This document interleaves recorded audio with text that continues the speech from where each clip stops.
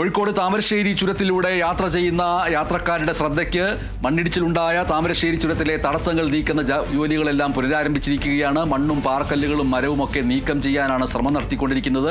അതിനെല്ലാം ശേഷം ചുരത്തിൻ്റെ സുരക്ഷാ പരിശോധന നടത്തും. ആ സുരക്ഷാ പരിശോധനയ്ക്ക് ശേഷം മാത്രമേ ഗതാഗതം പുനഃസ്ഥാപിക്കുകയുള്ളൂ എന്നുള്ളതാണ് ഏറ്റവും പ്രധാനപ്പെട്ട കാര്യം. അതുകൊണ്ട് ഇന്നത്തെ ഈ പ്രഭാതത്തിൽ ഈ രാവിലെ 9:30 കഴിഞ്ഞിരിക്കുന്ന ഈ സമയത്ത് മണ്ണിടിച്ചിലുണ്ടായ താമരശ്ശേരി ചുരത്തിലെ ആ ഭാഗങ്ങളിലൂടെ പരിസര പ്രദേശങ്ങളിലൂടെ യാത്ര ചെയ്യുന്നവർ ശ്രദ്ധിക്കുക. ഗതാഗത കുരുക്കടക്കമുള്ളവ സാധ്യതയുണ്ട്. അവിടുത്തെ തടസ്സങ്ങൾ നീക്കുന്ന ജോലികൾ പുനരാരംഭിച്ചിട്ടേയുള്ളൂ. മണ്ണും പാറക്കല്ലും മരങ്ങളും എല്ലാം വീണ് കിടക്കുന്ന ആ ഭാഗം അവിടെ വൃത്തിയാക്കിയ ശേഷം ചുരത്തിൻ്റെ സ്റ്റെബിലിറ്റി ടെസ്റ്റ്, അതായത് സുരക്ഷാ പരിശോധന നടത്താനുണ്ട്. ആ പരിശോധനയ്ക്ക് ശേഷം മാത്രമേ അതിലൂടെ ഗതാഗതം പുനഃസ്ഥാപിക്കാൻ കഴിയുമോ ഇല്ലയോ എന്നുള്ള കാര്യത്തിൽ തീരുമാനമെടുക്കുകയുള്ളൂ. വയനാട്ടിലേക്കും തിരിച്ചുമുള്ള വാഹനങ്ങൾ കുറ്റ്യാടി ചുരം വഴി പോകണമെന്നാണ് ജില്ലാ കളക്ടർ അറിയിച്ചിട്ടുള്ളത്. അതുകൊണ്ട് താമരശ്ശേരി ചുരത്തിലൂടെ ഗൂഗിൾ മാപ്പ് ഇട്ട് യാത്ര ചെയ്യുന്നവർ ശ്രദ്ധിക്കുക. അങ്ങനെ പോകാൻ പ്രയാസമായിരിക്കും.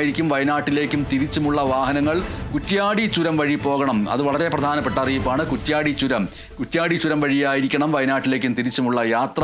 താമരശ്ശേരി ചുരം എന്നുള്ളത് ഈ പറയുന്ന വലിയ രീതിയിലുള്ള ഗതാഗത കുരുക്കിൽ പെട്ടുകിടക്കുന്നു. അവിടെ മണ്ണും പാറക്കഷ്ണങ്ങളും വീണിരിക്കുന്നു. മണ്ണും പാറക്കഷ്ണങ്ങളും വീണ ആ സ്ഥലത്ത് നിന്ന് ഇനിയും മണ്ണും പാറക്കഷ്ണങ്ങളും വീഴാൻ സാധ്യതയുണ്ടോ എന്നതടക്കമുള്ള സ്റ്റെബിലിറ്റി ടെസ്റ്റ് പരിശോധിച്ച് തന്നെ പൂർത്തിയാക്കേണ്ടതുണ്ട്. അത് കഴിഞ്ഞിട്ട് മാത്രമേ ആ ഭാഗത്തുകൂടി വാഹനങ്ങൾ കടത്തിവിടുന്ന അവസ്ഥയുണ്ടാവുകയുള്ളൂ. അതുകൊണ്ട് വയനാട്ടിലേക്കും തിരിച്ചുമുള്ള വാഹനങ്ങൾ കുറ്റ്യാടി ചുരം വഴി പോകണമെന്നാണ് ജില്ലാ കളക്ടർ അറിയിച്ചിട്ടുള്ളത്.